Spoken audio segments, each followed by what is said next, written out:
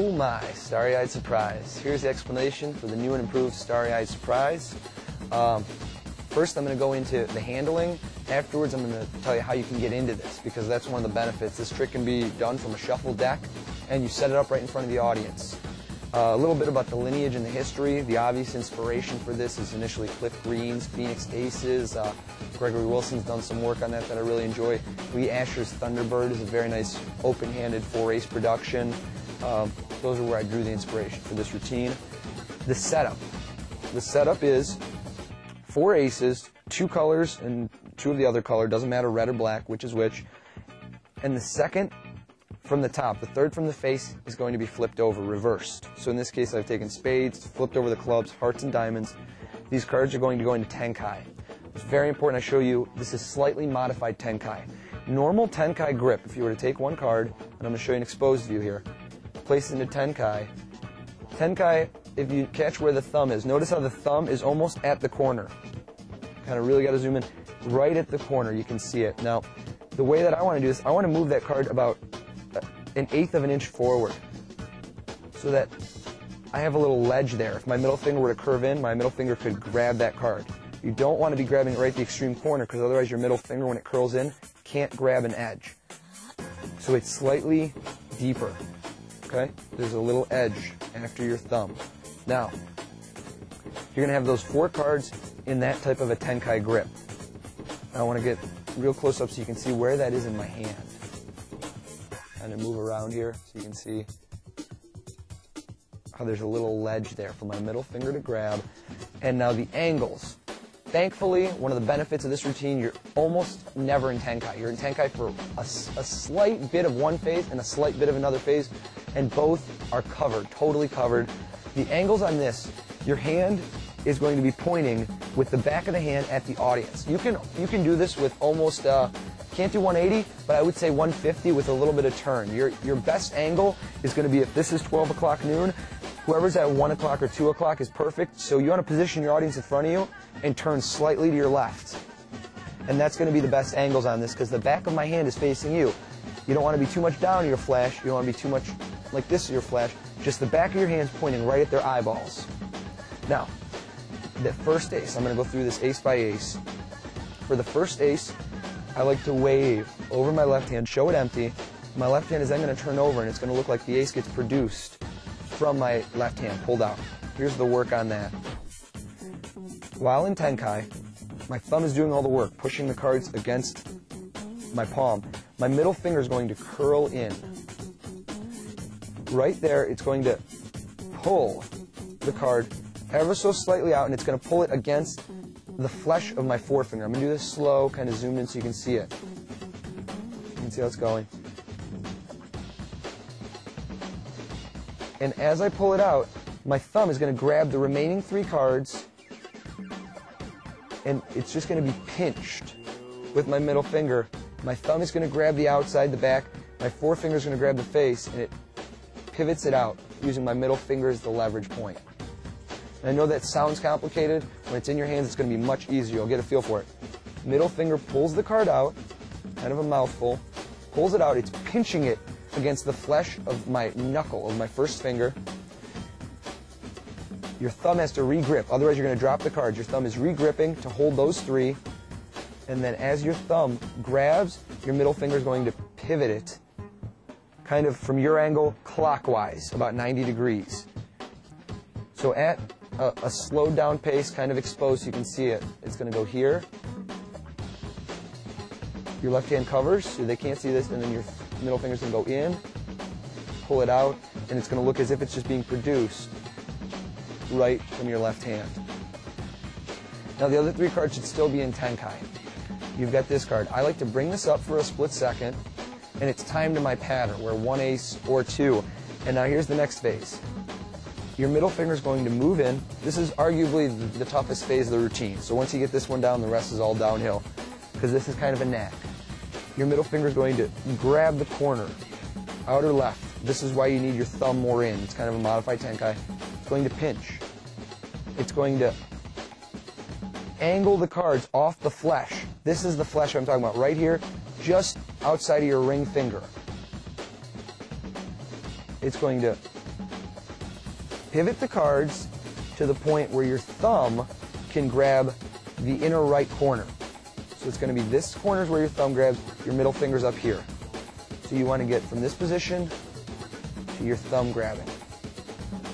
Now your forefinger will flip the card face up by grabbing it and pivoting it around, with the focal points being your thumb and your middle finger. That's going to be done a few times throughout the routine, that act of pivoting with your forefinger. Grab, pivot on the flesh. If you need to, use your ring finger underneath as kind of a balancer. So it's holding the cards, and you're going to turn this over. Now this is all going to happen after you produce the first one. Boom. I bring this up, and this is going to kind of conceal that my hand is doing something. From when I bring this up, I move my hands apart, and I want to make it look as if, bam, they almost split. So this happens, the action with my right hand kind of exposed, moves over, shows, moves over, and it's happening as you're moving to the left. The bigger motion covers the smaller motion, pivots around, and at this point, as you're bringing your hands together, that's when you're going to be turning the card over. Now notice, this is one of the huge advantages over the initial Starry-Eyed Surprise, was that this grip facilitates holding a triple very easily. You have 3 cards here held as one, but it looks so clean because your fingers are squaring it up at each edge, so it looks like a single. As long as you keep this slightly in motion or on a straight-on view, this looks like one card. It's got a back. I mean, it looks very good. Now, I'm going to show you the added phase. You can choose to do this or not do this. I'm going to go into that in a little more detail. Here's the color change phase. We've produced, boom, ace. Split the 2 apart. Now, I'm going to feed the top one into my right hand, and at the same moment take the bottom, what they think is 1 card, actually 3, into a kind of mechanics grip, just a standard dealing grip. And then I'm going to, as I turn it over to show the back, I'm going to move it to fingertips. So you're here. Boom, I'm displaying the 2 cards. And I want to have this kind of my fingertips, nice and easy, real relaxed. So it just looks like 2 cards. I flip the first ace over, and I have it in-jogged, roughly half of its length. I want to enforce the fact this is red. Square this up, I snap. I'm going to snap, and I'm also going to make a noise, which is just taking the cards from concave to convex. I'm going to use that as a cover, this squeezing, to also pinch with my left index finger to push the cards in and buckle the bottom card. You don't even need a big buckle. It happens under cover of this move, of squeezing back up. That's when you buckle and make the noise. I'm going to reach into the break, and I'm going to turn over a triple. Now, this is another thing that's very important. The way you catch the triple is going to decide whether that looks like 3 cards or like 1 card. You want to use your thumb, your index finger, and your middle finger, and even your ring finger to catch the card as it falls. As it falls over, the natural tendency is for those cards to split up. But with these 3 fingers grabbing the cards from all ends, it's going to make sure that it's aligned because you're straightening it out from the left, right, and the front. And leave it a bit out-jogged.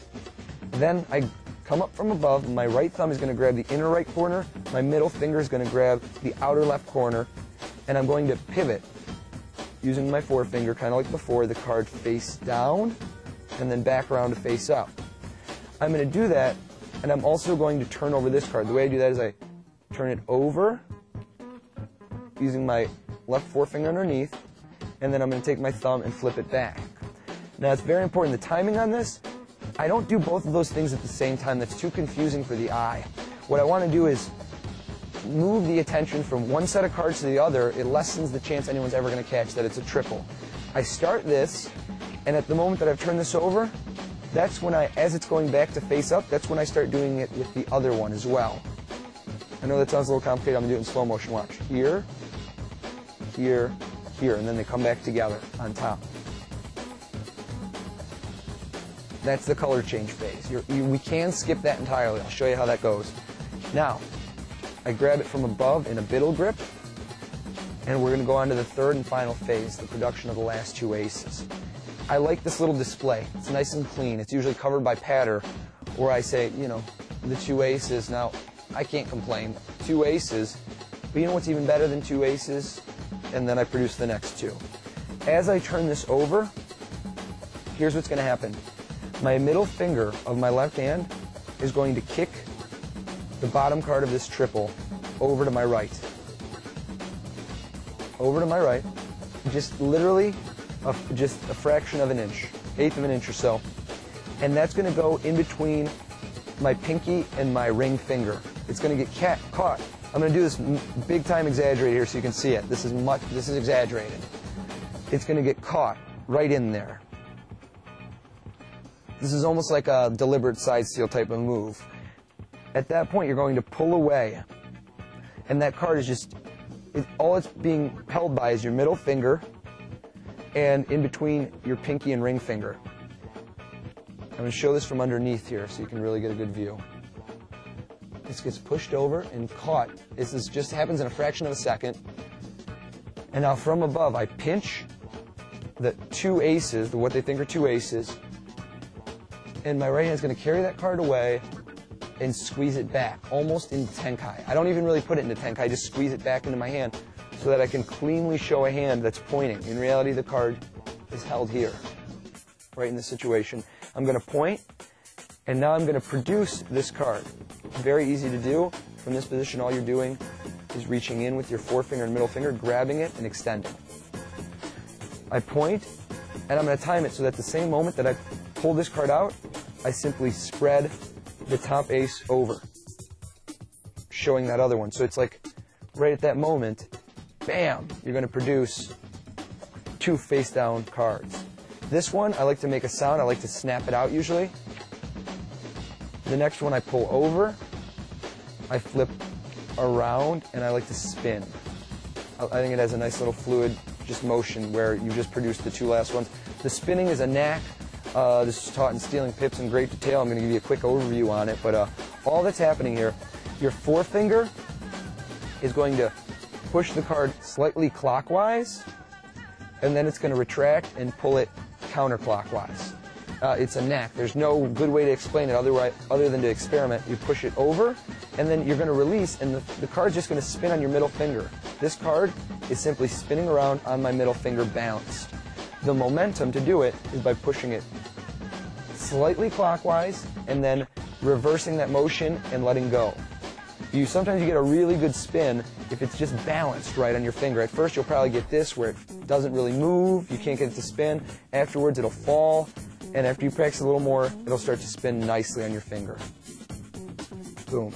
And then I like to spread these out, and I sometimes bring them up and show the four aces. Now, you could do this exact same routine, and you could cut out the color change. Now, the psychology of the color change for me is I'm producing an ace. Boom, we have an ace. I'm splitting it. There's two aces. Now, if you just want to produce the four aces, you would skip the color change. But I don't feel the color change takes away from the effect. I feel that it adds. It makes it more amazing in the spectator's mind, because at this point, you only have two cards as far as they're concerned. So when they watch these change, they're not thinking, where did those red aces, where is he hiding the red aces? They're thinking, how on earth did red aces just turn into black aces? Because then you clearly show two cards, two fronts and two backs, very openly. So people aren't going to then say, when you produce the two red aces, oh, that's where he was hiding them. It's going to be like, oh my God, now where did those two red aces come from? I think it adds. It doesn't. I can see where people would think differently, where they'd say, oh, but you just exposed it, so now when the red aces are produced, we already know that they were there hidden. Try it out for yourself. Decide which one you like better. You really have to experiment. Go out there. I personally have found the color change is strong. It's an added bonus.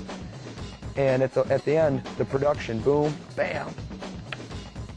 And this is just eye candy. This is a very strong way to produce four aces, and it's usually a great lead-in. And this is when I tend to perform it, is when somebody goes, oh, I bet nobody plays cards with you. And that's when I casually cull the aces to the top. So I would cull these aces to the top. This is exactly how I set up in real-world situations. And as they're saying, I go, I mean, why wouldn't you play with me? And I turn these over, and I'm going to perform a KM move under the top two cards, which is simply picking up the top two, and then I'm going to turn my hand down to cover, and my fingers are going to peel the second card that's in my hand over. They're going to peel it, kind of like this. They grab, my fingers grab, and they peel it on, and I drop the other card on top. This is really well covered from the side. If you just turn your hand slightly, you just easily turn it over. This is an exposed view. So I flip it over, and then I'll catch a break under the top four. I'll casually cut. If I want, I'll get a shuffle. And I say, well, you know what? They do trust me. And you know why? Because I let them shuffle the deck. And I'll riffle up the back, catch a break under the top four, say, sir, are you a good shuffler? And he looks at you and says, yeah. I go, let me watch you shuffle. And I gambler cop the cards. So the positioning on that is I'm simply taking the cards away and handing him the deck. And I put my hands casually at my side. I just relax. Gambler cop is held in a deep grip where the right outer edge is in between your middle and ring finger, and you just hold your hand naturally at your side. It's very well covered from the front, and if you're standing next to other people, I even do this in a few tricks where I'm completely surrounded because I put the attention on the deck. I go, look at this guy shuffle. Oh, he's good, he's good.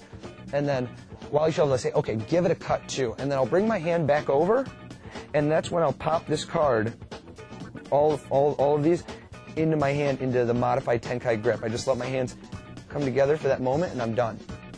I like to pull my sleeves up. Now, of course, you can't do this part of the routine surrounded. You could gambler cop cards. This isn't for this routine. And then, boom, you go into Starry-Eyed Surprise. You're all set to do it. You got to give this quite a bit of practice, but like I said, this is much, much easier, much more angle-friendly than the previous version. And there's just some great kickers. It's going to make you look like an extremely good manipulator of cards.